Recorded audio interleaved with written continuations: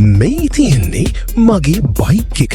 දැන් හැමෝම බලනවා ඇති බස් පේජ් එකේ මොකද මේ බයික් වීඩියෝ එකක් දාලා තියෙන්නේ කියලා. කොහොම හරි කමක් නැහැ.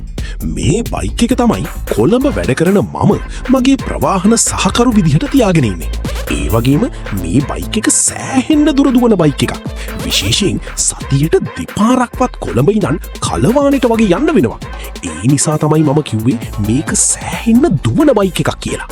හැබැයි මේ මෑතක ඉඳන් බයික් එකේ නිල් දුම දාන්න වගේම රොඩ් එකකින් සෑහෙන්න සද්ද එන්න ගත්තා. කොහොමත් ළඟ රිපෙයාර් එකක් ඉල්ලන නිසා ඉක්මනටම ගෑරේජ් එකක් බැලුවත් මට හිතුණා බයික් එක බදුල්ලේ දාන්න තැනකින්ම හදාගන්න. හැබැයි බයික් එක පැදගෙන යන්නත් බෑ. මම මොකද කරන්න කියලා කල්පනා කරද්දි මට මතක් වුණා බයික් එක බස් එකකට පටවලා අරන් යන්න පුළුවන් කියලා. මම බදුල්ලේ යන්න දාගත්ත දවස ජූනි 24. එදාට තියෙන බස් හොයලා බලනකොට 2:20ට බැස්ටියන් මාවතින් හර්ෂණී මෝටර්ස් අලුතෙන් දාපු ගෝල්ඩන් ඩ්‍රැගන් බස් එක තියෙනවා. ඒ හයිඩෙක් එකේ කිසිම අවුලක් නැතුව බයික් එක ගෙනියන්න පුළුවන් නිසා මම ඉක්මනටම බුකින් එකකුත් දාගත්තා. 2:20ට බස් එක තිබ්බට ඊට පැයකට කලින්වත් යන්න ඕන. මොකද බස් එකට බයික් එක පටවන එකත් එච්චර ලීසි වැඩක් නෙවෙයි වගේම හොඳට ගැට ගහ ගන්නත් එපයි. කොහොම හරි මම දවල් 12:50ට විතර මැනින් මාකට් එකේ පාකින් එකට ගියා. යනකොට බස් එකේ රියදුරු මහත්තයාත් කොන්දොස්තර මහත්තයාත් හිටියේ ගිමන් හරින ගමන්.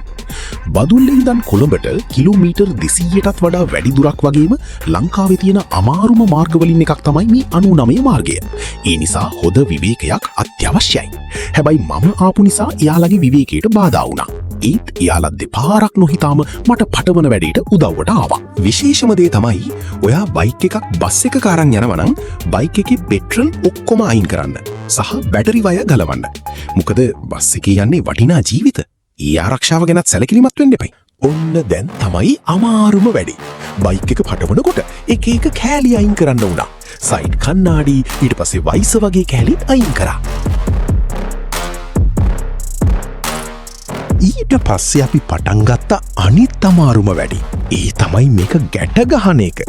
මේ හැම දෙයකටම හර්ෂණී මෝටර්ස් රියදුරු මහතා සහ රිය සහායක දෙන්නම මාරම සපෝට් එකක් දුන්නා.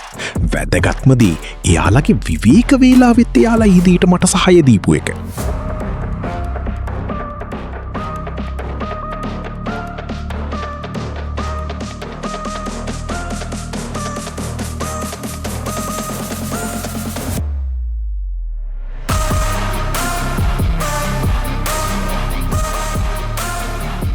හරි. ඔන්න ඒ වැඩෙත් අපි ඉවර කරා. දැන් නම් බයික් එක හෙල්ලෙන්නෙවත් නැති වෙන්න ගැට ගහලා තියෙන්නේ. පස්සේ බස් එක කිව් එකට දාලා 2:20ට අපි බැස්ටියන් මාවතෙන් බදුල්ල බලා පිටත් වුණා.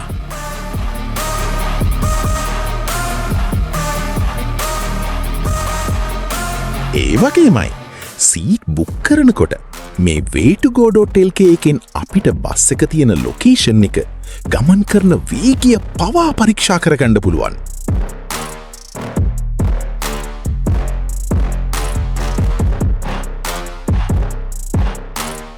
මන් කලිනුත් කිව්ව වගේ ලංකාවේ යන්න තියෙන අමාරුම පාරක් වගේම සුන්දරත්වයත් වැඩිම පාර තමයි බදුල්ල කොළඹ පාර.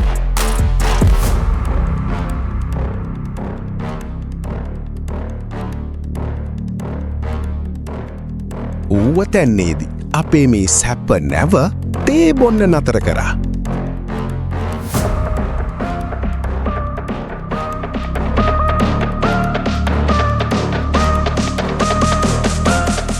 බලන්නකෝ බස් එකේ රෑට තියෙන ලස්සන.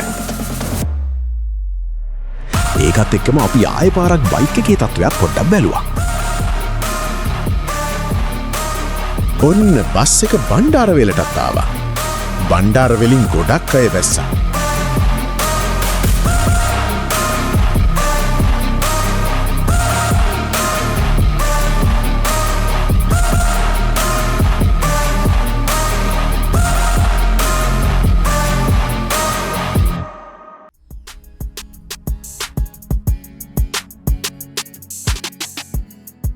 මගේ ගමනාන්තයටත් ටිකින් ටික ලං වෙනවා. ඒක ඇස්වලට පේනවා වගේම ඇඟටත් දැනෙන්නේ බදුල්ලේ තියෙන සීතලත් ඇඟට දැනෙන්න ගත්තම.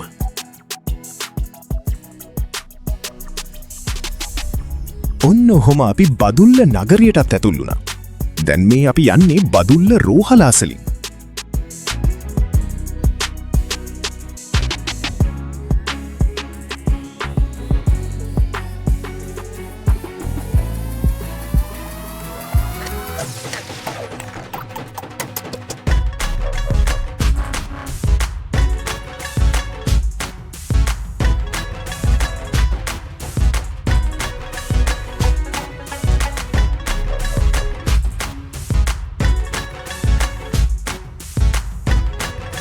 පැය 8කට ආසන්න ගමනකින් පස්සේ ඔන්න මම ආවා බදුල්ල නගරයට. හර්ෂණී මෝටර්ස් මේ පැත්තෙන් මගින් බස්සනකොට අනිත් පැත්තෙන් NCG එකත් ලෝඩ් එක බානවා.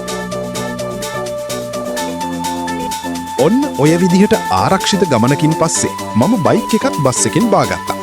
බයික් එකේ රිපෙයාර් එකෙන් පස්සේ කොළඹට බයික් එක බස් එකේ අරගෙන යන ඊළඟ වීඩියෝ එකෙන් හමු වෙමු.